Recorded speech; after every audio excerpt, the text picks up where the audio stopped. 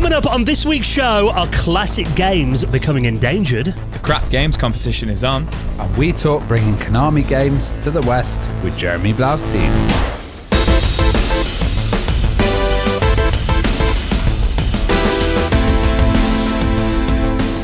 And the Retro Hour podcast is brought to you each and every Friday with our wonderful mates at Bitmap Books. Now, one of their books, absolutely worth checking out and getting a reprint very soon, is a guide to Japanese role-playing games. Their biggest book to date, weighing in at over 650 pages. We'll tell you more about that in just a bit, but you can check out that and the rest of their retro gaming collection at bitmapbooks.com. Hello and welcome to the Retro Hour podcast, episode number 386, your weekly dose of retro gaming and technology news with me, Dan Wood. Me, Ravi Abbott. And me, Joe Fox.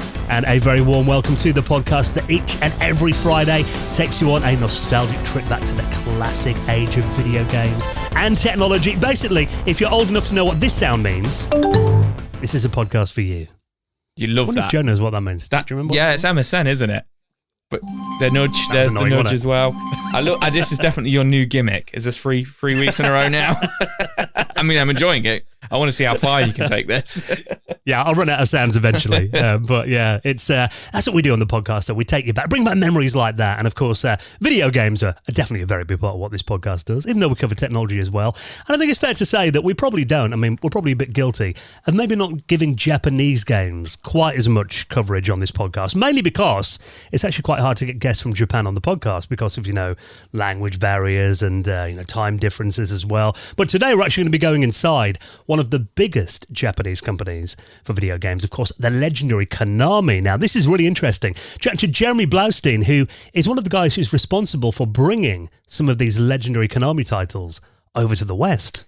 Yeah, this is a kind of for me, it was a real eye-opening kind of like journey that he went on, and kind of like, for me, learning the trials and tribulations of bringing these games over to the West, even as recently as 10, 15, 20 years ago, because he had a really, really interesting career, kind of fell into translation. And it was really interesting because he actually wanted to study Welsh and learn the Welsh language. Yeah. Oh, wow. It was a really, really interesting interview because I've not really discovered and looked at this area, and it's very much, Joe's kind of specialist area, Metal Gear Solid and Silent Hill 2 and titles like that. But the kind of conversation about the cultural differences and how, it's not just a translation of a game. It's not a kind of, just changing of the words. You have to think of how to hit that Western audience and how to change it and working with that relationship with the Japanese as well. It's a really interesting interview.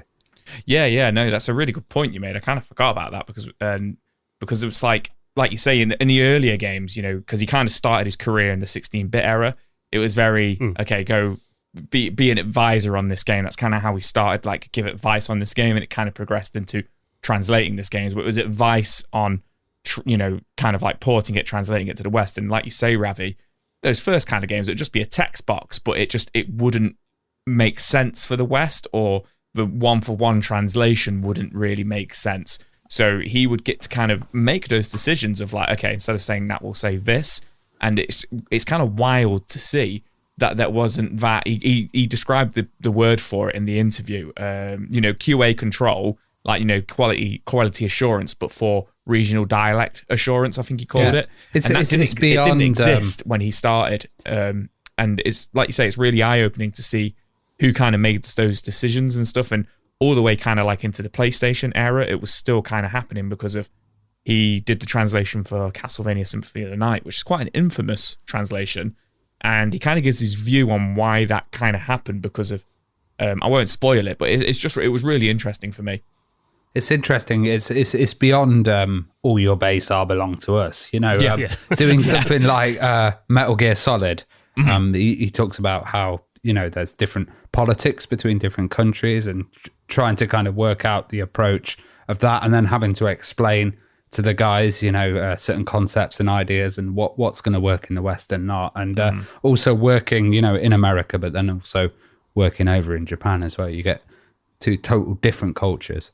I think it's interesting that you mentioned that, all your base that belong to us from Zero Wing, because, famously in the 80s, there were some really bad video game translations, weren't there? Like Nintendo's Pro Wrestling was one, where it's I think it said "A Winner Is You" at the end, and Ikari Warriors was one as well. So I mean, it is definitely interesting to hear about how these big Japanese companies suddenly decided that there was a need actually to employ someone to do it properly, rather than just because. I mean, I imagine in the 80s, these earlier games probably only had a team of like a couple of guys working on them at most.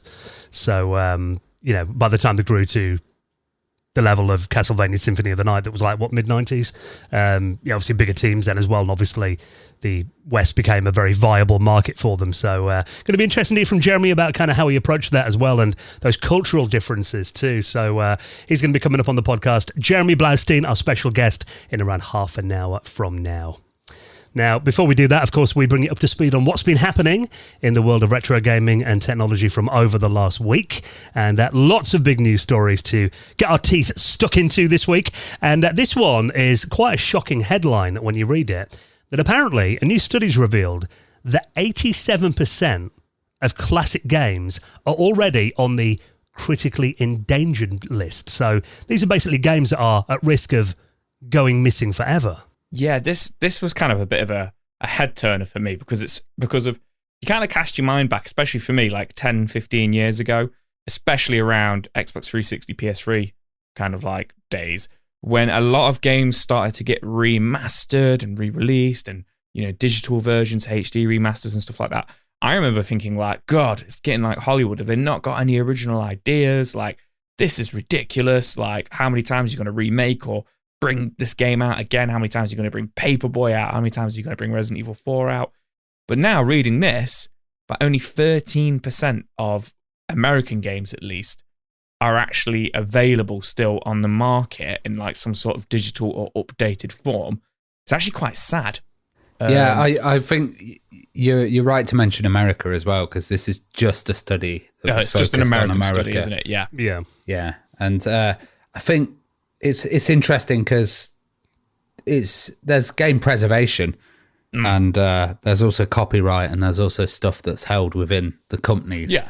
So as you're saying, this is stuff that's available to actually get. So it's kind of like, have the companies decided to release some of these? Have they gone through their old history? There could be tons out there. And it's interesting because there's these huge, archives of games and stuff being put up. And then there's also private collections. And it's the question, are you breaking copyright law? I know certainly in the Amiga scene, a lot of the pirated titles have kind of survived. And even the only ones really. Yeah, even when you get them, they've still got the crack throws on the front and stuff, and they've actually kind of survived because they've been spread through piracy. So yeah, it's an interesting debate. I'd love to see a worldwide study, of course. I don't know if maybe the Japanese culture would be different in preserving them, or the European or British. Yeah, I imagine the Japanese companies, especially like Capcom and Konami, they churn out a lot of these collections, that you can still get on, Xbox Series X, PS5, Steam and stuff like that. But, EA aren't releasing classic Mega Drive games, that they put out. There's no like Urban Strike and Jungle Strike collection or anything like that. The only way to play those games is the original hardware. And it's interesting because in the article on Time Extension... Or emulation. Or emulation, of course, which is what Ravi was touching on. But it's like, the quote here is, imagine trying to watch Titanic, but the only way to watch it would be on VHS on a VHS player. And I guess that's to kind of like for non-gamers to understand. But it's true, I'm sat with my Mega Drive collection to the left of me right now. There's like 100 games there, and it's probably, probably a fair handful what you can still get on the Xbox and stuff like that. But I bet the majority of them they're dead now. The only way to play them is the original hardware. And it never really occurred to me. Does that make sense? Because with cinema, I think obviously I don't know the number. This is just speculation, but I imagine 13% of all films are still available to purchase in some way or another, digitally or physical. Cinema and stuff's a bit different as well, because even like, I remember the BBC used to have this policy of, even with TV, recording over the videos. So that's why those episodes of Doctor Who went missing. Yeah. So they're like Doctor Who and Dad's Army and stuff was all kind of found random places. And it was the same with a lot of films as well. Film actually degrades as well. So I guess the life of the media is another thing. But the way this report is talking, it's talking about stuff that's on sale or that's available. So I guess, these huge collections of ROMs that people have, which, there's abandonware. That's what people say. But, it is still kind of copyrighted material. So they wouldn't count in this one. No, it's talking about legal route. Yeah, it's talking about the legal versions of them, not copyright, not emulation. And the studies from the Video Game History Foundation, and that quote that you said then about the VHS tape of Titanic, that was from Kelsey Lewin, who you probably know from Metal Jesus' YouTube channel. She used to do quite a lot with him. And she's basically saying that, some some have actually commented on this, and there's a great quote here, and it says, it's not really the equivalent of only being able to watch Titanic on VHS. It's more the equivalent of being able to watch Stop or My Mom Will Shoot by Sylvester Stallone. Because the big, you're always going to be able to get, Pac-Man and Space Invader on any platform, or the amount of Sonic the Hedgehog 2 has come out on pretty much every console I've owned for the last 4 generations. So I think, in terms of those big, very famous games, they're probably always going to be available. Something like a blockbuster like Titanic. I'm just remembering the scene where his mum cleans the Uzi. Yeah, I did think when I read that I wouldn't mind watching that again, actually. But I bet it's not on Netflix, so that is probably a good comparison. But yeah, again, it's kind of I do see both sides of the argument, but also from the company's perspective. If I want to buy a copy of Iridium 2 or Z-Wolf, some of my favorite Amiga games back then, you've got to think from their perspective, is it worth them putting that time and effort into upgrading them to run on modern hardware or re-releasing them? And a lot of them have got kind of rights issues, it's different companies have bought other companies, and there's licenses that only last a certain amount of time.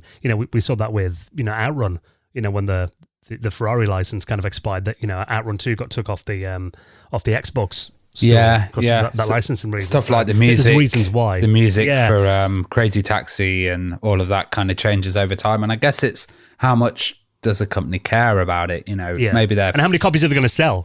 Focused on new products or something, and they're not really bothered about their legacy.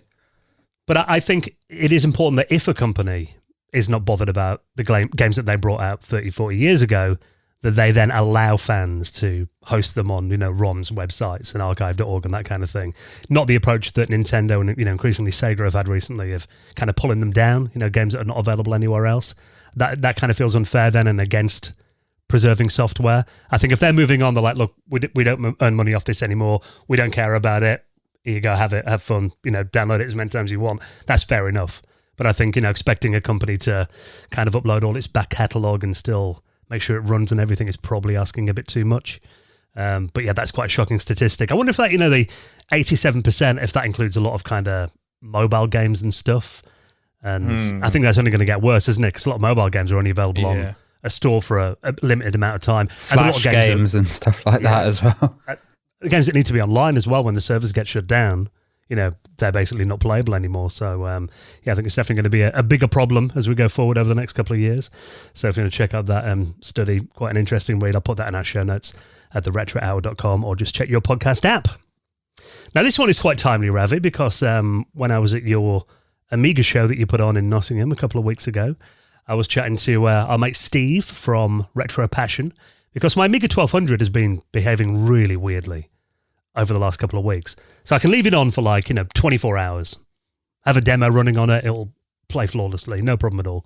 Then I'll turn it off, leave it a couple of days, turn it back on, then it'll hang every 5 minutes, which is really bizarre. And I've had it recapped, I've got a new accelerator in there and everything. I had an ATX PC power supply running it. What, like kind of ATX converted to the Amiga power supply? Yeah, like a PC power supply, yeah. So I've had that running it, which, should have been powerful enough, but I've had that about 12, 13 years. And I think, with a lot of kind of modern PC stuff, they're not really designed to last that long. So I was chatting to Steve and he said, well, it's probably the power supply. It's the only thing we could think of. So he actually loaned me one of his power supplies to test it out. It works, actually. My machine's been solid for about a week now, so I've paid him for that. But actually, that was the source of my problem, it seemed, the power supply. Now, the thing is, there are companies like Steve, that are making new power supplies for the Amiga, but it is quite a limited market. And I think having really efficient modern power supplies for our retro hardware, that is something that's really important, because really that is probably one of the biggest points of failure, isn't it? I mean, I don't use many original power supplies now. The Commodore 64 was the first one I replaced, because if you've got the original power supply from the C64, they're so badly made. Oh, all of those Commodore power supplies were badly made. Yeah. I think literally, I think they just like blasted it with glue.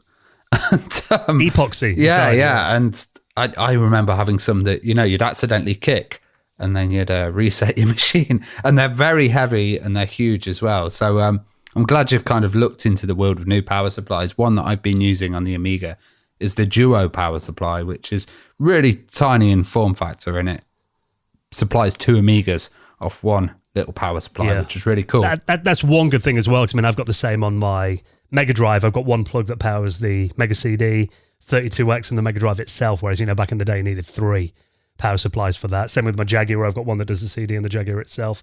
So I think, that is definitely one technology that since the 80s and 90s, power supplies have come on a long way.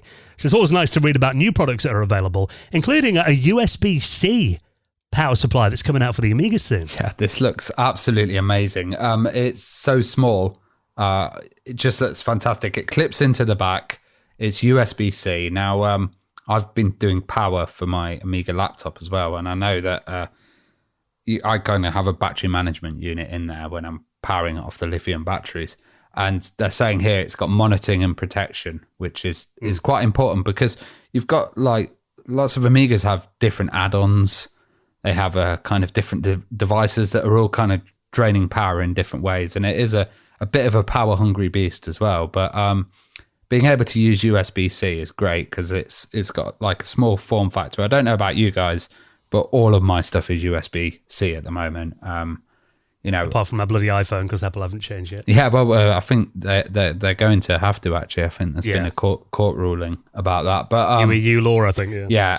But this just makes it convenient. It makes it really small. These things, you could fit them in your pocket. It doesn't look like it's going to be heavy at all. It's got. Can you remember those power bricks on the Amiga back in the day? You could do bloody bench presses. Oh, the Goliath one, which was blooming huge. Yeah, but this also enables MagSafe as well. So when it's the magnetic like on Macs. USB-C. Yeah, so if you walk past the Amiga and you kind of hit the cable, the magnet will disconnect. And it means, you're not ripping anything out of walls and stuff. I really like this idea. I think it's really small and compact. I'd love to see what the price is and when it comes out. And, I DJ with the Amigas, and even having that dual power supply is great, but 2 little USB-C things, oh my God. And I also had a little thought about it. Those battery packs that you can get. I can run my MacBook off a battery pack through USB-C. So maybe this would be a solution to kind of running an Amiga in battery pack. That'd be good for your Amiga laptop. Yeah. Yeah, definitely.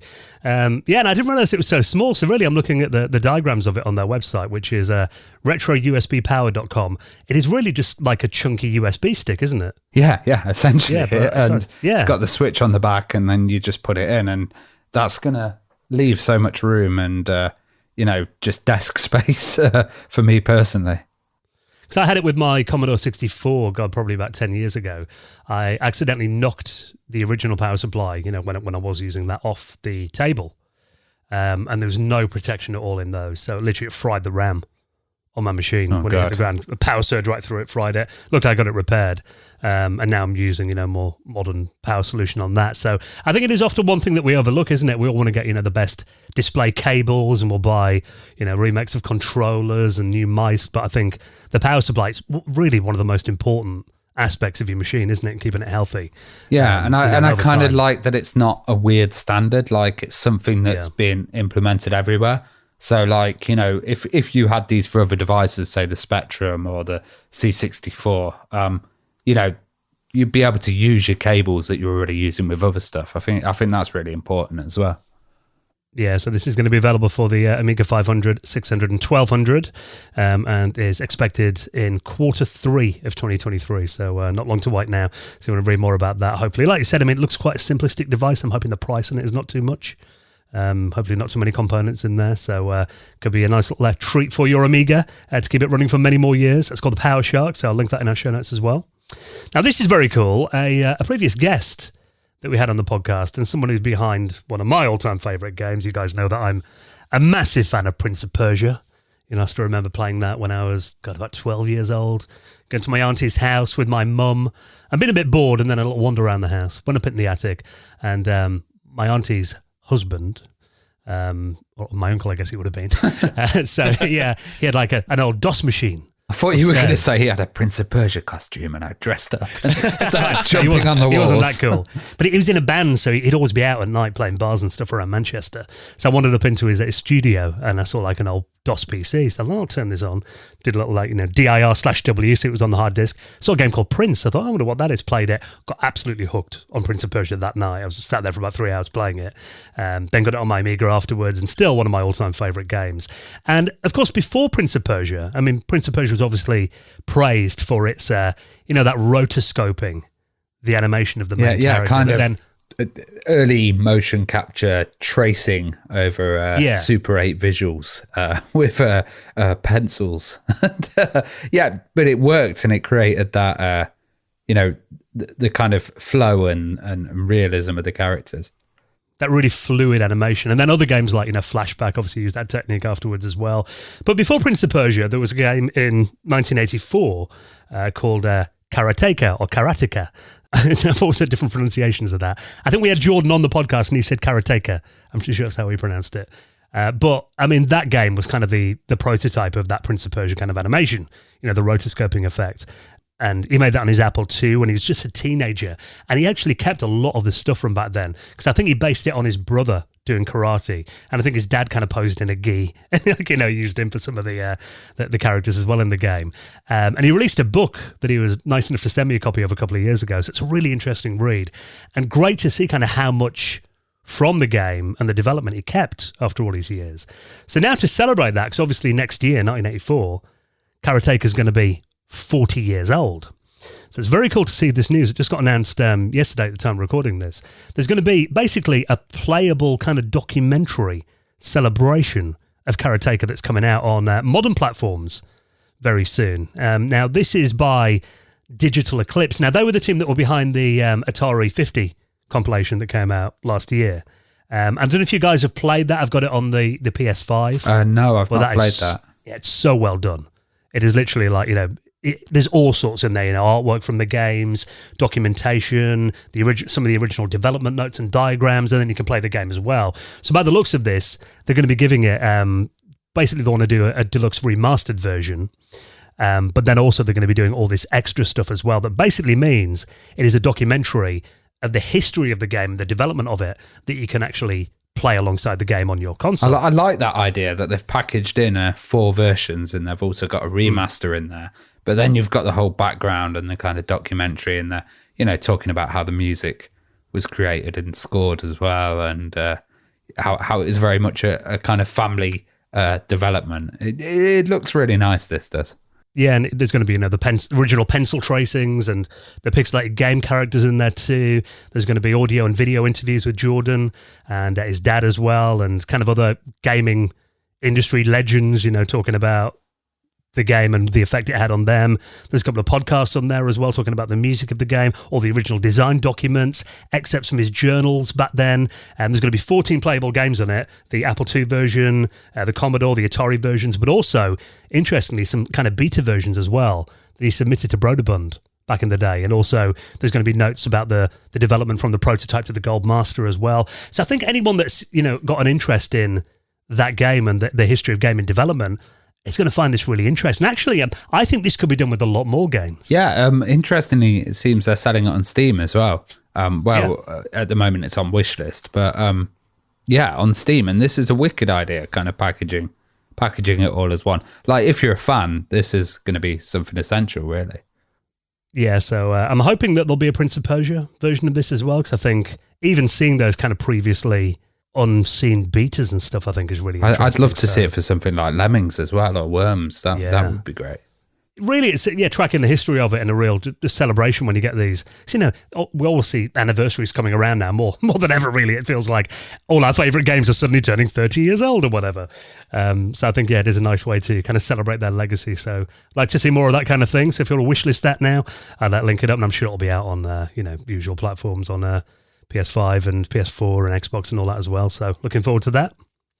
Now, something else that's getting a bit of love, and this one, though, is by a fan who loved the game Teenage Mutant Ninja Turtles. Now, don't we all love that game? Definitely one of the best side-scrolling beat-em-ups, I think. But now there's going to be a version of it to a system that previously didn't get the arcade version of this game. Teenage Mutant Ninja Turtles is coming to the Sega Master System. Yeah, this has been turning a couple of heads, and like you say, who doesn't love the TMNT arcade game? Let's be honest. But the original got ported to the NES, and then it sort of got ported to the SNES and the Mega Drive. We got Turtles in Time for the Super Nintendo, and we got Hyperstone Heist for the Mega Drive, which they were the arcade game essentially. But yeah, the poor old Master System never got a port of Turtles, never got a Turtles game or anything like that until now. So homebrew coder X Fixium is he's porting it to the Master System, and he's saying, and you can see it when you watch the video, that it is actually a closer kind of port to the arcade version than the NES one ever was, because the Master System's actually got a bigger color palette. The arcade game was such a bright, vibrant game, and sometimes the NES can look a little bit washed out, but the Master System has those really solid, bright colors as well. Yeah. So, in terms of the visual style of it, looking closer to the arcade version, obviously great to see, the Master System getting some love, because usually, these kind of projects are usually for the Mega Drive and stuff like that. But like I say, kind of had its own version. But then they've also brought in Lewis the Sega Nerd, who's a musician who's making the music for the game, porting the music for the game. I don't know if you guys have had a chance to have a listen to it, but I absolutely love the sound of this and the direction it's going in, because it's definitely got the Master System and kind of Game Gear 8-bit, it's using the hardware, so it's definitely going to sound like that, but it sounds very different to the arcade and the NES version, but I think it really, really suits it really well.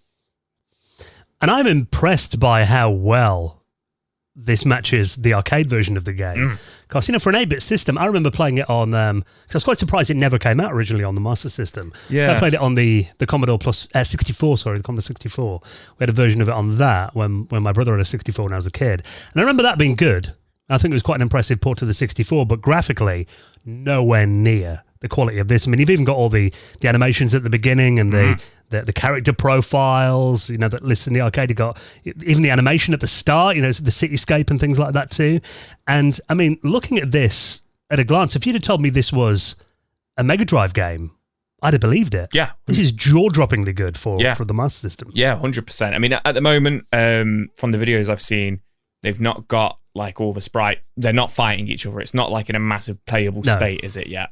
But that's, visually, it looks fantastic. You wouldn't question it, like you said. If somebody said, "Oh yeah, this is a Mega Drive," or it was an early Mega Drive game, I'd have a guess and say it's better looking than like Altered Beast, maybe even Golden Axe as well for the Mega Drive. It's the color palette, I think, that's doing it for me. It's got all these vibrant greens and purples and oranges, and the first level when you're escaping the hallway in the fire and stuff like that. I think there's even some kind of pseudo parallax scrolling in there as well. You got the fire effect and stuff at the bottom and stuff like that. And just kind of like the pixel graphics on it, like the character selection screen, like you say in the intro. It all looks absolutely fantastic. So I think this is going to be wicked when it's finally properly working, and people are playing it on their EverDrives, on their on their Master Systems and stuff like that. And that's a good thing if you've got an EverDrive for your Mega Drive as well. You can play Master System games on that too, because it's backwards compatible. Yeah, I'm looking. It is just literally about 1 minute 58, isn't it, of like the first level and the introduction. I was kind of watching along to see if when the boulder comes down the stairs, if that was in there. But they haven't implemented that yet. But it'll be very cool. I mean, looking at how well they've done everything else, I'd be surprised if it was missing, because otherwise it looks like pretty much a one-for-one kind of port, doesn't it? Everything's kind of in there so far. I mean, you're right, some of the sprites, kind of the heads cut off when they're walking. Yeah. But I imagine that's, obviously fix all that before the release. Yeah, exactly. It's only 2-player. They haven't got the 4-player on there. Yeah. We can't ask for everything. Yeah. So, it looks very, very cool. No word of when it's going to be released yet. I imagine it's going to be, I imagine you'd have a problem selling it, so it'll probably be a free download when it comes out. But, early in-work peek at the game, so if you want to check that out, I'll put that in our show notes as well. Now, we often talk about impressive video games, and, since stuff like Turtles on the Master System, that's always something that makes me think, wow, I didn't realise that system could do graphics that good. However, this one is the complete opposite of that. It is a challenge, and apparently this has been going on since the mid-90s, since 1996. People are trying their best to make the crappiest Spectrum games that they can for an annual competition. Now, this is a really interesting idea. The annual crap games competition is on for 2023. Yeah, this is quite interesting. I've always found the Spectrum games, they're always a bit quirky and there's always funny elements in it. So really cool to see that this is going on. Yeah, now this has been running since 1996. Now, the name of it is the comp.sys.sinclair Crap Games Contest. I imagine based on that name, it came from Usenet. Yeah. Because, comp.sys would have been a Usenet group back in the day. And the idea is basically people get together. It was, this is now hosted by a guy called Jamie Bradbury from Hull. And he got involved in this 7 years ago and basically he wanted to make his own game. And that's the thing, a lot of us are, we want to mess around with stuff. And if you guys were the same, I used to play around with stuff like shoot 'em up construction kit and stuff like that and Amos. I was never very good at making games, but I think just being able to make a game and have people play it is quite interesting. But basically the idea of this is, so it was based on, remember that advanced lawnmower simulator prank from back in the day? Yeah. It was in Your Sinclair magazine. That was an April Fool's where they talked about, this game that didn't exist and then actually came out on their cover tape the month after. And literally the object of that game is, I think you just press fire on your joystick and then the lawnmower went left to right and, mow the grass nicely.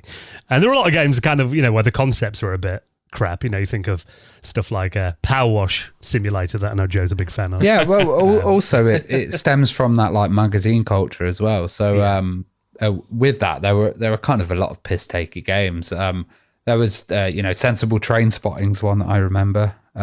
Sim Brick was another one as well, which was a brick simulator, and people love that. But you're right, there is a whole modern game scene of it. I think something like Goat Simulator is really good, and also these hard to control games as well. Like I don't know if you've played that Octodad. That one's an absolute nightmare at the moment, but people seem to kind of love the obscure or the strange, quirky kind of titles. Yeah, and also there was that Cassette 50 compilation by Cascade that came out back in the day. There's 50 games and they're all terrible on there as well. So that kind of inspired a lot of Yeah, this there was too. the Firebird one as well called Don't Buy This as well. Yeah, that was, yeah. So that's the thing. Basically, the aim of this is to come up with the worst Spectrum game that you can. And interestingly, you've really got to try to make this bad because the person who makes the best game then loses the competition and has to host it next year.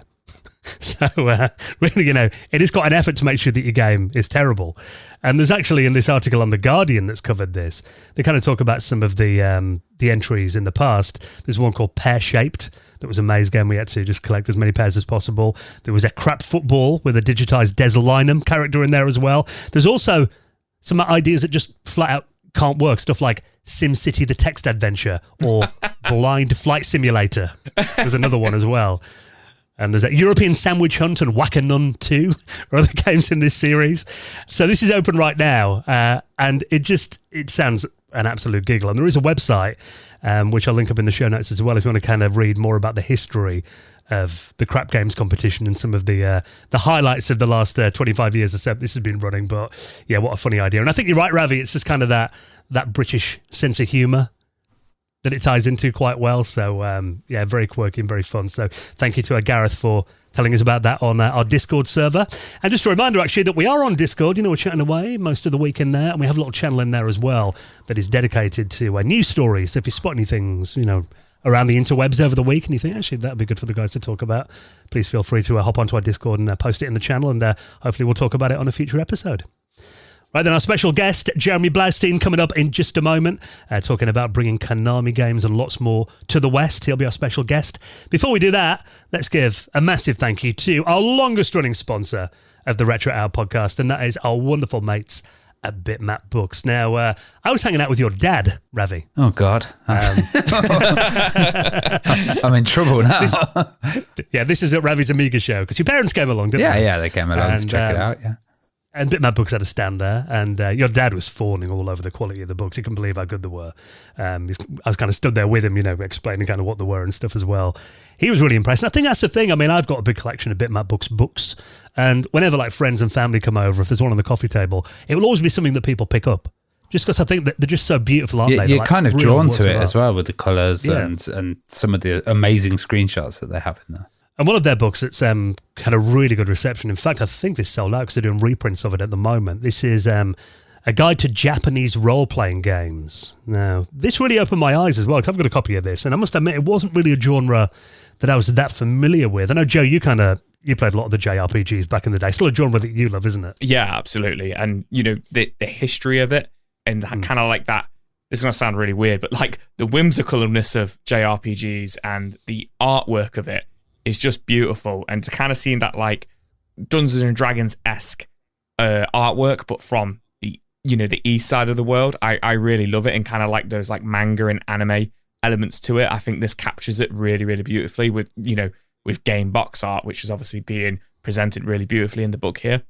Yeah, and it reviews games as well, and it covers the entire history of JRPGs from 1982 to 2020, and it's got games like Fire Emblem, roguelikes like Mystery Dungeon, the first-person dungeon crawlers like Etrian Odysseys in here too, and there's articles on the genre, the music, the art as well, and this is a massive book. It's actually 652 pages in length, 370,000 words, and it's got contributions from fans, journalists as well. Really, this is designed to be the ultimate coffee table book on Japanese role-playing games, and like you said, I mean, the artwork in here is just absolutely gorgeous. Really, they put it on really nice paper. I think it's called lithographic paper, the Bitmap books you use. So really, the images pop, and it gives them that, the treatment that they really deserve. So if you're interested in the history of this incredible genre that really didn't get explored all that much, didn't get explored enough over here in the UK back in the day, this is definitely a worthwhile read. If you want a good book to read this summer, A Guide to Japanese Role-Playing Games, the reprints, you can order that right now, and check out the rest of their retro gaming books as well. Support our sponsors, it helps the podcast out, and their website is bitmapbooks.com, and we thank Sam and the team from Bitmap Books for their continued support of our show. Now, speaking of supporting the podcast, little reminder that we do have a Patreon as well, which you might think, supporting the guys on Patreon, that's fair enough, helps them keep the lights on and stuff. But we're not just take. We give back a hell of a lot, I think, don't we, guys? We do. We are actually just about to record our, is it a 36th episode of the After Hours? Yeah. Straight after this, where we're going to be doing our top 5 overrated games. Controversial. A bit controversial. That one I might get told off for a few of I've got a feeling after some of mine, selections. there might be a few patrons cancelling after it. Hopefully not. Don't get any ideas. We've banned Rise of the Robots. Rise of the Robots. We have banned allowed, Rise of the Robots. Absolutely banned Rise of the Robots. But yeah, no, we do try to give back as well. We give an ad-free episode. We also put a few extra news articles in, usually 2 or 3 every single week for our Patreons. Sometimes the episode comes out a couple of days early. And of course, my favourite part, every Patreon is welcome to our hangout, which we do usually the last weekend of every month, where we all just get together on a hangout, on Google Hangout, and we just chat like, I was going to say absolute shit, really. We just chat about everything, don't we? Anything goes. We don't just talk about retro games. We talk about technology. We talk about films. We talk about adverts. We talk about absolutely everything because we've all become friends on there and everybody is welcome. It's not like the Slaughtered Lamb. You come on and we go, oh, who's that joining? Everybody is welcome. You can come on. You can just watch. You can come on. You can show your games collection off. You can come on camera. You can come on and, not come on camera, but still join in. Everybody is absolutely welcome. And we do that for about 2 hours, usually on a Sunday evening. We've been trying a few Fridays for some, people across the world and stuff like that. But yeah, everybody's welcome to that who signs up as a patron. I absolutely love it. Yeah, so if you want to join our wonderful patrons community, all the details are signed up right now. And a very good time to do it if you want to get that access to all the back catalogue of the After Hours podcast for your gold member or above and the newest episode. And get invited to the hangout that's coming up in 2 weeks. All the details are at theretrohour.com. Right then, next, our special guest talking about bringing Konami games to the West with this week's guest, Jeremy Blaustein. He's next on the Retro Hour podcast.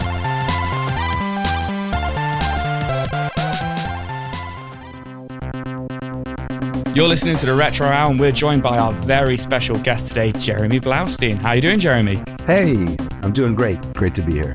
Good stuff. Thanks for coming on. So the first question we always ask all of our guests is if you cast your memory back and think of what your earliest video game memory might have been. Wow. Okay. That's the first time I think I've ever been asked that. So let me try to go back. It starts to get into the question. I'm so old. It starts to get into the question of what is a video game? Yeah. You know, there was a game called, I think it was called Tombstone.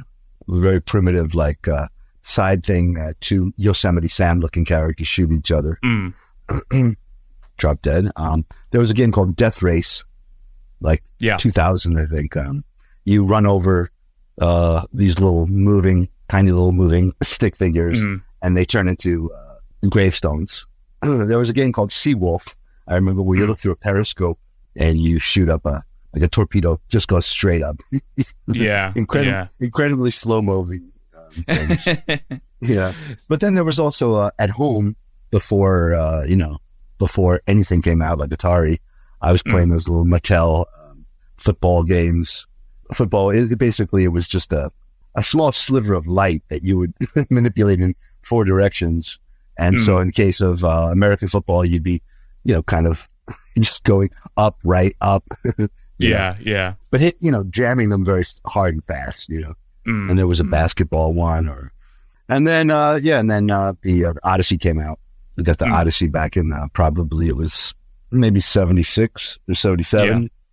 Yeah, the Mattel Odyssey had 3 games: pong, tennis, and I think it was like squash or something. They were all almost identical. So you grew up in, I read you grew up in Long Island. Was there much of a gaming scene around this point? Did the arcades kind of start to blow up? Were you a big fan of them? Yeah, I was a big fan of them. And they did blow up then in the 70s. And, when I first started going, there were older teenagers that'd be playing the games. And it was always a little intimidating. It was a mixture of pinball and arcade games. And then, certain things like Space Invaders started coming out. And let's see, how old was I when Space Invaders came out? Maybe 12, something like that. I'm not really sure, 12, 13. Well, you also studied Japanese at university. I tried to learn Japanese once. It's really tough. Like, what made you decide to want to study the language? Oh, well, it was actually, it's kind of embarrassing to admit the reason for doing it. It wasn't, most of the people that were studying Japanese then, it was because of business, much like Chinese to now. Japan was really economically strong. But no, actually my first choice at the university was Welsh. Oh, wow. Okay. Yeah, and my motivation was simply that I wanted to speak the most unusual, difficult, weird language because I thought it would be, at least, I think I left high school feeling very much like kind of cookie cutter-ish education and, university seemed like an opportunity to get something strange in there that I knew would at least set me into an interesting direction. I didn't know what, but the Welsh teacher, thank God, I thank God to this day, she advised me against it strongly. Welsh wasn't Welsh wasn't that massively huge back then. Now there's stuff like, they teach Welsh at schools and there's still lots more Welsh language. Yeah. No Welsh video games yet. Unfortunately. And I don't think there's a lot of economic opportunity if you study Welsh. Yeah, I think I know they've kind of reintroduced, obviously with us being England not far from Wales, they've reintroduced that some TV channels are in Welsh and stuff like that in Wales again. Yeah. It was dying for a while there. Like, but outside of Wales, what are you going to do? Yeah, exactly. So were you like, kind of like, were you in the mindset of, right, I'm going to go to uni, I want to learn a different language, which is fantastic. I think that's amazing. And it's amazing the career you built out of it. But were you kind of like going in with like, okay, I'm going to learn a language and I'm going to get into video games? Was there ever kind of like a career aspiration or did that just happen? Did it? No, it just happened. It just happened. Okay. So I started studying Japanese. The first year I wanted to study Japanese. My father wouldn't let me because he thought it was too wildly unrealistic as to be simply a waste of money. That the idea of learning Japanese was so ridiculous. And so I started my second year at uni. And so I graduated and tried to, find a job. Didn't work out very well. Went to graduate school for a couple of years after I left there, I wanted to get back to Japan. I was studying Japanese all those years, you know. I wasn't very good the first year in Japanese. It was tough, you know, really tough. Second year, I started to be like, maybe I can do this. Were you a big fan of like Japanese culture? Because I guess this was, I'm guessing this was the mid 80s, kind of late 80s. Yeah, this was, I mean, I graduated from the university in 85. So I was just talking about this the other day with my twin brother, as a matter of fact, with regards to the question, were we fans of Japanese stuff? We were tremendous fans. But the thing was that it's not like the anime. There was, you know, there weren't really any anime that we couldn't watch any anime or anything like that. What we were watching was Saturday morning cartoons. So we were watching Battle of the Planets and Kimba the White Lion and, you know, Speed Racer and Tobor the Eighth Man and things like that. And they were all Japanese cartoons. They were all Japanese. So yeah, I was a big fan of it, but I don't think that as a kid, I knew that they were Japanese. Yeah. You know? I was the same. It was, you know, only the last couple of years that I realized that obviously Transformers, the animation isn't Japanese, but Transformers as a toy, as a product was Japanese. And it's amazing how much stuff you didn't realize kind of came from that culture in the 80s, which is really interesting. Yeah. But this stuff was all, if we're talking about stuff that came out originally in the early 60s. And then stretched into the 70s. So we were watching, you know, really different generations of things. And it was also interesting, because it ties into the economics of Japanese development and stuff too. Animation was expensive to have done in America, you know. And so Japan after the war, you know, it was very low cost of labor, you know. It would be like getting your animation done in, you know, Vietnam or Indonesia or something now, you know. And these things were picked up not because they were great.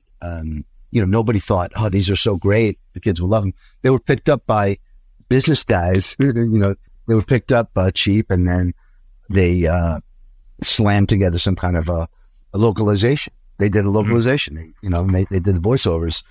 And it was brilliant. Spider-Man cartoon from Japan, the first ones, you know, Fantastic Four, all of those. Super Friends. Yeah, particularly because I was thinking that I'm really in the same career as those guys, if you think about it, you know. So let's get on to the video games. So, you know, how did that come about? So I'm, you know, looking at your Moby Games, looking at your Wikipedia and stuff like that, and it's saying, you know, you started at Jellicoe and then moved to Konami. What's the story there then? So how did you kind of get into the industry? What's the story?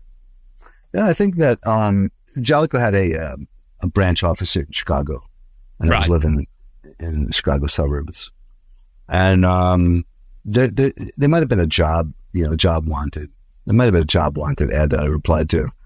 I can't unimaginably primitive times. I mean, trying to get a job back then. I mean, you're talking about when I was trying to get a job back then, it'd be like you have to go, you print your resume and you literally bring your resume to different places, or you're looking at the yellow pages. You'd go to the library and get great big stacks of yellow pages, you know.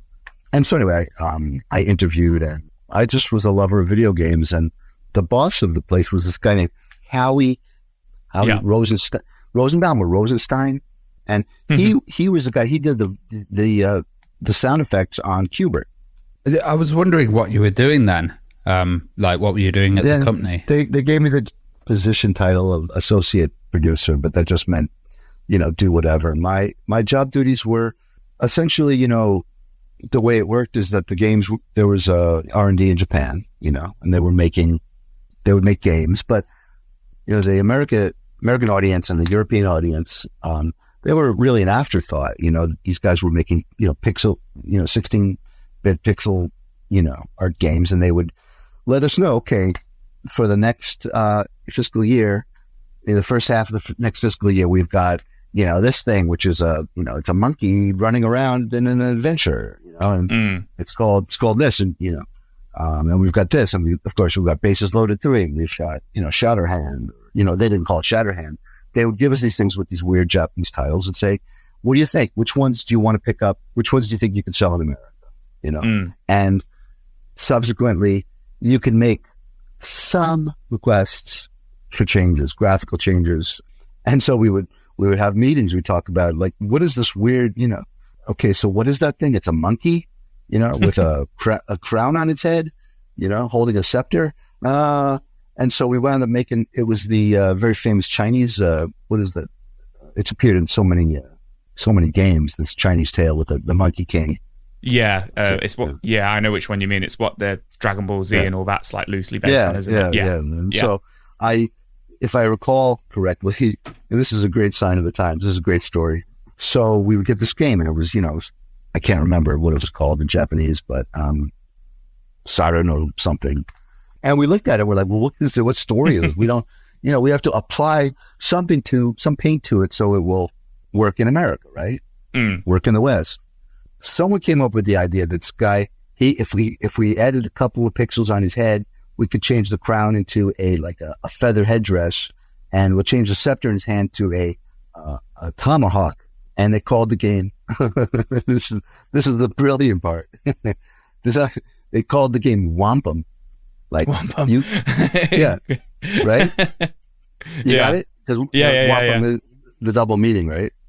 So would you get sent like, when the games would come over or the art and everything would all kind of come over for the localization, would you kind of get like this is what we want it to be, or a how to? No, or is it just... First of all, it would be wrong to call it a localization. That word didn't come about for another 10 years after that. There was no text, it's just like, a guy running around, bonk, bonk, bonk, like the localization was the changing the pixels and the giving it a title and the box art. So how did you move to Konami? What's the story there? Like, how did that develop? Well, I was only a Jalico for 3 months because I got fired for being, like an angry teenager. I got mad at my boss one time. And he fired me on the spot. So, so it was just like, well, okay, how am I going to get back to Japan? I got to get back to Japan. I got to get out of here. I got to get back to Japan. And so, I don't know, maybe a year later or something, I got a gig teaching English in Japan. Anything was fine as long as I got back. So I taught English for a year. And then they didn't pick up my contract because half the students loved me, half of them hated me. Right. Half of them loved that I was passionate. The other half were afraid of me because I'd be like, and I spoke too much Japanese too. They didn't like that. So then I rushed, desperate. What am I going to do? By that time, my twin brother had been working at Konami in Chicago. Oh, okay. Yeah. And so he spoke to a Japanese person that was there at the time. And I got an interview at Konami in Tokyo. And, I tearfully told him how much I loved Konami games, and Castlevania and such. I played it, And, so they took me in. And what was the interview process like there, if you remember? Yeah, I do remember. It was like a classic. It was like you go into a glass office room with a guy at a table, and couple different people would come in and talk to you. And I remember the Bucho, my eventual boss, came in. He was the last guy to interview me. And yeah, he was the one. I guess I moved him by my story of how much I loved video games. Yeah. I don't know. I was lucky. I was just super lucky. I mean, no ifs, ands, and buts about that. What was the difference like then working for a Japanese company? Yeah, great question. I'll tell you, I didn't get into the right division.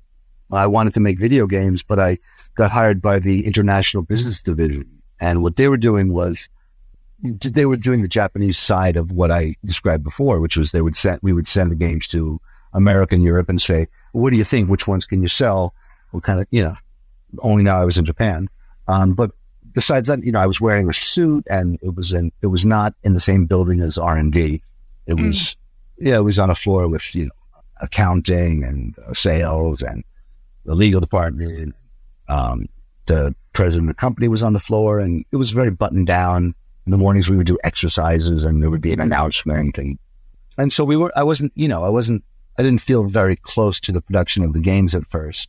And I was also doing like shipping. I was doing shipping numbers and stuff like that, really businessy stuff. And then, but the thing I was the only foreign employee there. Wow. There might have been some, a few.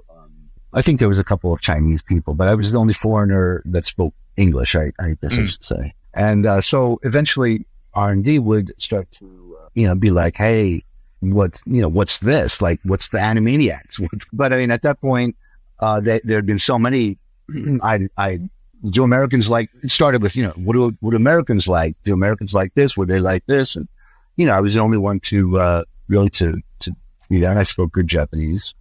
So I got closer and closer to deal with R&D, and then they would, I would have to do really simple translations because there wasn't a lot of text back then. But I would write, like I wrote the script for Batman and Robin, right? I wrote this, the script for Contra Hardcore, or things like that. Did a couple of voice recording things, and then I oversaw the localization of Snatcher, which was the big one that got me into localization, really. Yeah, that leads really nicely. So I was going to say, kind of what was your involvement in Contra Hardcore, Spiker Master of Mars, Sparkster, and stuff like that. So those are small enough that I could do them, without much time. But Snatcher, they were porting it from, the PC Engine. PC. No, not the PC Engine. This Japanese hardware. Oh, okay. Name I can't recall. And then it went to the PC Engine. That's when Kojima wrote the third part of Snatcher. The MSX. It was the MSX. It was the original. Yeah. And then he did the PC Engine, which was a Japanese version. And then he added part 3. And that's the one that I played and said, well, we got to, bring this over. Because they brought me in one day at R&D and they said, what do you think about this? And I put on headphones and I sat down, for this like 4-hour experience, 5-hour experience. And I was so blown away because I had never played even a CD-ROM game of, or anything with that kind of music or that kind of size of data or voice. So I was completely amazed. And the porting of it to the Sega CD, they had to redo all of the art. It was completely unusable because of dimensions or something, palettes or something. And so they made a special requisition to bring me over from the business department to R&D for, I don't know, about two or 3 months. I can't recall. I can imagine that you've seen some quite bad translations in your time as well. Well, this wasn't one of them. Scott speaks perfect Japanese, and he's an old timer and speaks perfect Japanese, and he really applied himself to it really well. I added a lot of things. I added quite a lot of other text, and checked his work and made some tiny changes probably, but I also added a lot of Easter eggs. And I had to write like all of the text for the, like the Jordan computer and stuff like that. But Scott did it. The only thing I contributed besides, overseeing that was the voice direction. Was there, did you work much with Hideo Kojima at this time then? Did you meet him? Because obviously this is one of his first kind of massive games, Snatcher was. No, I didn't work with him particularly much. He wasn't involved in the porting over. He was in Kobe and we were in Tokyo. I would see him from time to time come into the office, and I would see him from time to time, but we never really worked together in any way, We met a few times, and I met before translating Metal Gear Solid with him a couple times, but he was never interested in any way. And at the time, he had no conception of anything outside of the Japanese audience, I would say. Did you expect Snatcher? Obviously it's got its deep roots kind of into anime, and like you say, not much out of Japanese culture, but did you expect it to become such a cult classic? Because especially here in the UK, it's become such a sought after classic game. No, I didn't. No, I mean, I expected to sell. I mean, we only sold like a couple thousand units, or at most. Nobody bought it, which was partially because of the Sega CD didn't sell well, but nevertheless, it didn't even sell as well as like, what was that horrible like sorority girl?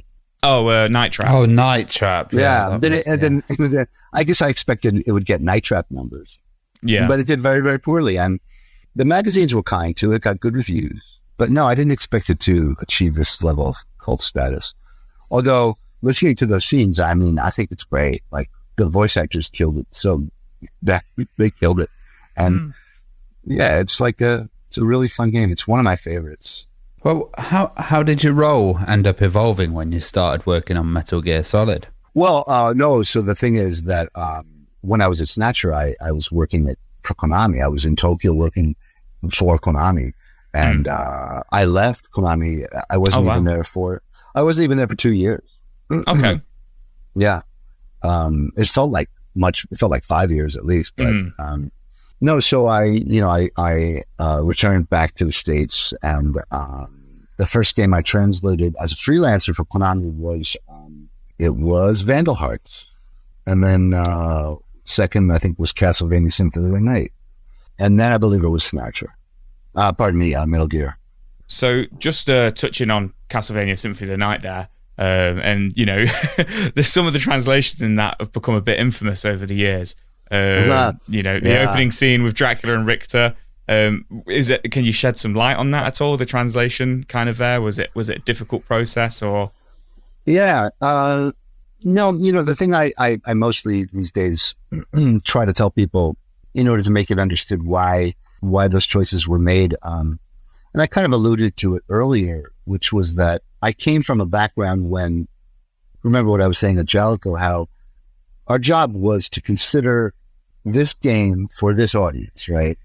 So to me, it was always, I think that I conceived of them as separate pieces of work, necessarily. I mean, in a way, if you're making changes, it's a different thing. If you're putting it into English, it's a different thing. So to that extent, it's already a different thing. And in an environment where there was no internet and there was no idea at all, if you told me that there would be tens of thousands of people who look over old translations or, that kind of thing, I wouldn't even understand what you're talking about. It's completely inconceivable. So for me, the US version was the US version, and that's the environment I came from. And so I never considered, especially in those early games, what will people say if they look at the Japanese and then look at this?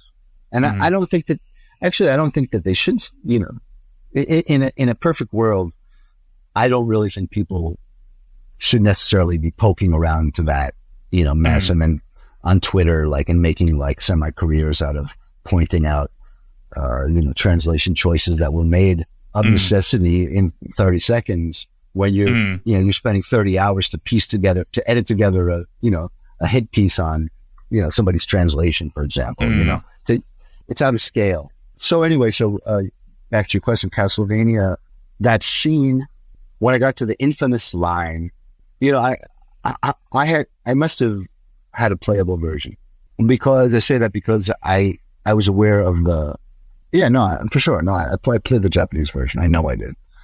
So I played the Japanese version, and it's you get to the first scene, and it's a big scene. It's Richter's meeting Dracula, throws down that wine glass in that classic animation that, was even more, sort of dramatic than seeing it, as a new game, and I read the Japanese and I just couldn't think of, I'm trying to think of good English lines, really. I mean, in a way, my Japanese brain is reading the line in Japanese and absorbing, okay, it has this information, it has this feeling, but more likely than not, it's a line which is evocative of an earlier line. When we read books, authors choose, words and sentence structures in particular ways because it reverberates for us.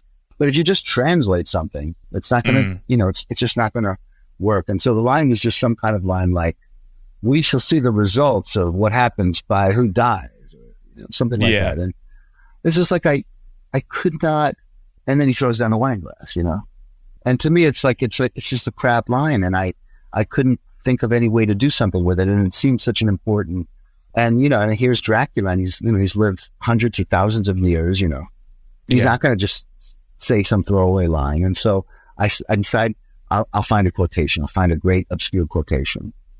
And that's what set me. And I think I did a search for, in a quotation book, they had, humanity or man or something, I looked up, because I was trying to find something deep, and I stumbled on that line. Yeah. And I thought it captured his, kind of mocking nature. And so then I used that. I tried to make the rest of his speech match that character, So, once you've done that, like the process of translating it, so you've had, you've found that mantra, if you will, that quotation. Does that then go back, once you've put it in the game, does that then go back to approval to Konami, or is it just kind of like you had the final say and it was done? Did they trust? Was that trust there, or was it just, or does it go back for quality? Well, the simple answer is that I don't know. I don't know, but I can tell you what I suspect. I can tell you what I suspect was the way things were then and how things would be now. That's what I can tell you. So what I suspect was that there simply wasn't anyone to read over my text, of course. Yeah. No one would be qualified to do it, and it would take a long freaking time. And it would just be like, it would be questions everywhere. What does this word mean? What is this? Why do you use this? And so they have a schedule. So no, it was just passed right along. In those times, there was no LQA, which is linguistic quality assurance. Okay, but now it would be checked over many, many, many times in the cycle of my company, Dragon Day, for example, a game localization company located here in Osaka. Thank you very much for the opportunity. We check things over on multiple levels, and then this is before the translation is even submitted. And then after it's submitted, there's a process of LQA and QA, where game players play it with the text implemented into it. If there are bugs or strange instances, it goes back to us. We smooth it out. Sometimes when things are, I'll leave that for a different time. But yeah, that's generally what would have happened now. And so, more likely than not, it just depends on the client. Some clients have people that understand that the text needs to be punched up, and some people don't understand it at all. And they actually will say to you, can you, make this more like the Japanese? And we're like, okay, yeah, we'll make your text worse. You want? Well, I was wondering, like in Metal Gear Solid as well, how did you approach like the huge range of subjects? So they had, nuclear technology, it was hard. International relations, all of that. It was hard. I did a lot of research. I like to do research. I like that process a lot. So, but yeah, Kojima-san, that's what he does. He does huge amounts of research in different fields. And as you know, he has characters speak on those subjects for long periods of time. You have to kind of backtrack. It's difficult to follow in the heels of someone's research because, you don't know exactly which strange trails that they went down. And when you're doing it in a different language, generally in the case of military technology, it is really hard because English would have a very specific term, like the name would be in English maybe, and the Japanese would be kind of a more basic, dumbed down version of the technical jargon in English. And so it was actually really hard to work backwards and figure out what the original, because many of these things, there was no dictionaries that were talking about, the technology of metal that changes, due to temperature. But when I read about it, I knew Kojima must have saw it somewhere, but these things were not easy to find. He was always trying to get really, really cutting edge stuff. And I was so nervous about getting it wrong. I mean, these things about like the different security levels in nuclear facilities. I knew Kojima was reading something, but it's not like he would just say, oh, just, here's what I read. I never talked to him. So for a period of 6 months, I just did a lot of work. Yeah. Maybe researching some of the things he might have researched, some of the rabbit holes he might have gone down, but I guess you just don't know. You're just there in the office, just trying to make it as best as possible. Exactly, and the thing is, it's like, I also don't know what inspired him exactly. He's dealing with, Japanese cultural icons. Generally speaking, as an author writes what they know, Yeah. And if you look at the voice actors that he used, you can get kind of an idea of what his Snake was. Yeah. Right. Well, what am I going to do? I can't bring that to you. And I mean, he never said to me, let's do Clint Eastwood. He wasn't going for Clint Eastwood. I was going for Clint Eastwood. Yeah. Is it just a case of that's how you read the script and how you read the game? and who you kind of envisioned. It's a combination of that and what I thought would work and what I thought. Yeah, I mean, you have to choose a voice when you write something. Your character can't be inconsistent from the beginning to the end, and so you start to get an image of that character, and then you simply have him speak in the way that you're imagining it. Yeah. Now I have a skeleton in Japanese, right? If it says in Japanese, yes, I will do that, right? I still have to ask myself, well, how am I going to write how would this character say, yes, I will do that? So obviously Metal Gear, it was we mentioned earlier on, Snatcher was kind of like the kind of beginnings of like cinematic storytelling in gaming. Metal Gear Solid was such a huge step in the industry, we're 98, 99, and the depth of the story. Were you pleased with, the kind of end result and the translation and the feedback you got when it came to the West? Yeah. First of all, I was still blown away by the game. I mean, I was psyched to translate this thing. It was very, very exciting. And was I pleased? Yeah, I was very pleased. Was there many changes that needed to be made kind of for a Western audience? Was there anything you kind of had to like balance with translating the game, and anything you kind of had to maintain from the original meaning to a Western meaning, or was it quite relatable? Well, I wouldn't say it was quite relatable. Parts of it were not. I mean, yeah. How am I going to find, Psycho Mantis relatable, or like no, it wasn't relatable, but I think I got the campiness of it, Yeah. I think that, like I said, I grew up watching Japanese cartoons, and I'm the same age as Kojima. So I always felt like I got him, I never really felt like he was hard to get. Although, yeah, like I said before, it wasn't that the stuff was unfamiliar. It's more like, take a Revolver Ocelot. Yeah. Well, think about this for a minute. This is the result of Kojima-san seeing, I don't know, 60s spaghetti westerns or whatever, right? Yeah. But now he's watching it in Japanese with subtitles that, believe me, if you've read Japanese subtitles, they don't exactly flesh out a character. But it's got the meaning in there. So, you can follow the story. But how that appealed to, how it entered Kojima's brain and mixed with other stuff, and I can't say. And then he's projecting it then out. He's trying to make a game which is evocative of this, and yet he's doing it for a Japanese audience. So, you're playing with a lot of weirdness, but what I'm trying to do is I saw it as, I guess I think of it as a kind of a cultural sniff test hurdle. Okay.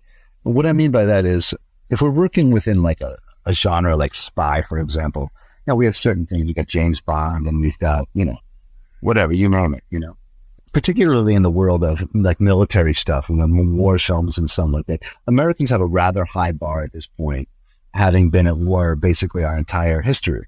And we watch a lot of it on TV, and it gets pretty technical, So I would say Americans are much more literate in terms of the specifics of war. And so if you take a Japanese version, which is somewhat dulled down in the sense, I don't want to say dumbed down, I'll say dulled down, because it's not quite as, it's something like 20 years behind in terms of like its clichédness, Yeah. If you watch something from the 50s now, you'd be like, oh my God, they're such stiff wooden actors. Well, when I watch Japanese stuff that's trying to be Western, it's usually kind of like old and, campy and like 10, 15 years behind. Yeah. So to me, it's not going to really pass the smell test that I felt Metal Gear Solid needed to pass for Snake to be a believable character, a believable military tough guy. And so I wanted to make him a badass, and I wanted it to be really right, Yeah. And I think that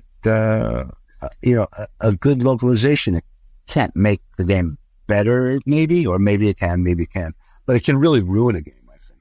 Yeah, 100%. It can ruin a game, 100%. But Yeah.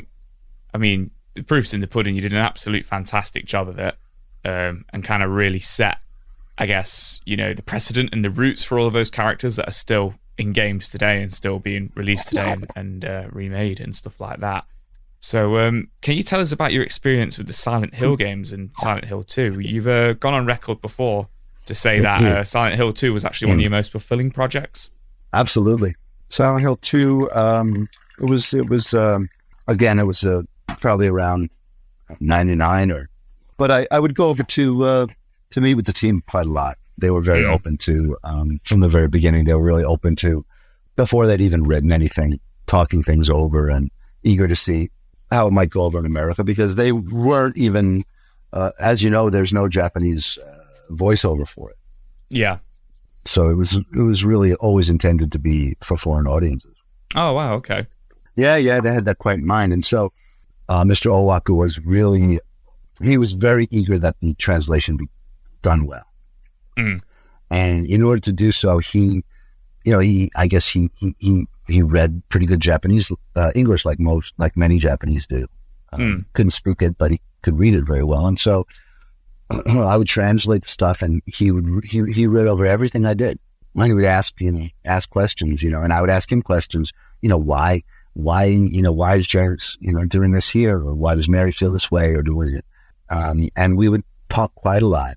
Sometimes he would say, why do you write it this way? Could you do it more like this? And sometimes I'd say, well, the Japanese is like, we would never say that in this situation. And he would say, what would you say? And he would rewrite the Japanese, if I made a good argument. So we had a lot of great back and forth. And in the end, we had like a complete movie-like script that was great. That must have been really important, because there's quite a lot of complex and quite dark ideas in Silent Hill. Yeah, and that's why they were also, I think, very intelligent to keep me on board. And I arranged the auditions and the actors to come to the auditions, and together, maybe 4 Japanese guys plus me watched the auditions. I would run the actors through different scenes, and then we talked about which actors we liked, and then and then of course we did the motion capture.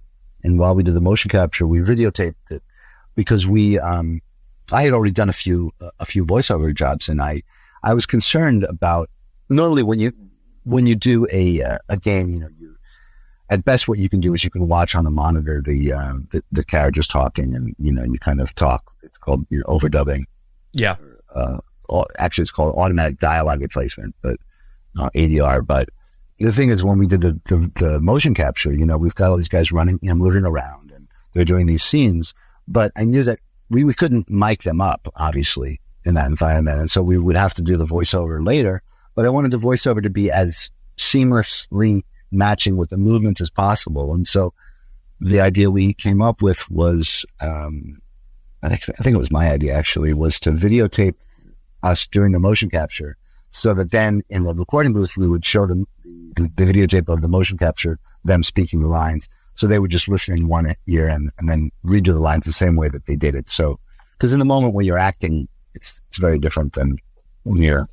So you mentioned now, obviously, like at this point, there's the ADR rooms, and with late 90s, early 2000s, you've got motion capture, recording it and everything like that.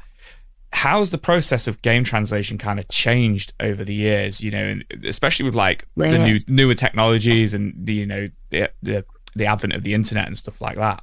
Well, it's an entire industry now. It's a giant industry. At the time, the word localization didn't exist. So we were just, well, now, you're multi-million-dollar industry companies which only do game localization, But for all that, very little has changed in a lot of ways. The technology you speak of, these are computer-assisted translation tools that they store glossaries, and they remind you, last time this was translated this way, and so they're very useful for those types of things. On the other hand, we're in a climate where things are very different in terms of, at least the most vocal fans appear to be asking for a different kind of translation. I personally, think that translators do an amazing job. They're completely dedicated to, I think, they get a bad rap. Sometimes this talk of localizers and translators. I hate localizers, but I love translators. It's nonsense. It's nonsense. What people simply don't understand if they only speak one language is that you cannot write, you can't translate something and not change it. You are changing it. You know, people might poo-poo that and say, well, I just want to know what it says. But do you really? Do you really want your characters to? The place that I am going to go is to the adventure room where I will seek a treasure. Is that really what you want your characters to speak like? I don't think so. And then they're going to say, oh, no, now you're just making the, ridiculous. But, the point is these are artistic and judgments that need to be made in order to satisfy a lot of different hats. You've got to satisfy the meaning. You've got to satisfy the tone. You might have to make a joke. You might have to keep it a riddle. You might have to make, fan service, or there's a joke that's in Japanese that doesn't work. So you actually have to make reference. A million different things, but what it never is, or almost never is a translator simply, puffed up with pride trying to get their own message across. That's a bunch of bull, because if there is anyone doing that, they certainly don't work for me, and I haven't seen them. Because if you want to become a professional in the industry, obviously you have to do good work. It's a very competitive industry. A lot of people have become translators in the recent years. And now there's translators from Japanese to German and translates Japanese to Turkish. And those things didn't exist before, and it's because of video games. Well, before you finish, can we talk about Dragon Baby as well? You're the president of that company? Sure, yeah. I'd appreciate that. I founded Dragon Baby. It was right when Corona started, actually. Okay. It was in March of 2020. And since then, my co-founder, Sam Burton, has joined on, and we've got a very healthy and growing localization company going here in Osaka, Japan. We go from pretty much all language pairs, of which there are about 13 or 14 that they're doing into games these days. We like to do very creative, interesting games. If you look us up, maybe you can find a few of those. I don't want to go into too many examples, but yeah, it's I've always been a game localizer. Since '91 I was doing this, and before that I was watching localized Japanese cartoons. So yeah, I'm very happy to be where I am now, and there's a whole new generation of translators of all these great Japanese creative works, and not just Japanese. My company also goes from Chinese into different languages, or Korean, or German, or any language pairs. We've got creative people that love games that are working on it. So it's a great time for the industry. That indie games have made it such that it's just such an open environment for creative people to be making games, and for them to be reaching audiences digitally in ways that were completely impossible back when I was doing stuff in the industry. Wow, that's absolutely brilliant. And you know what, very, very insightful, especially for me, and hopefully very insightful for our audience. Bit of a pioneer when it kind of comes to localization and translating there, and really, really eye-opening. So, a fantastic interview. Thank you so much, Jeremy. Thank you so much.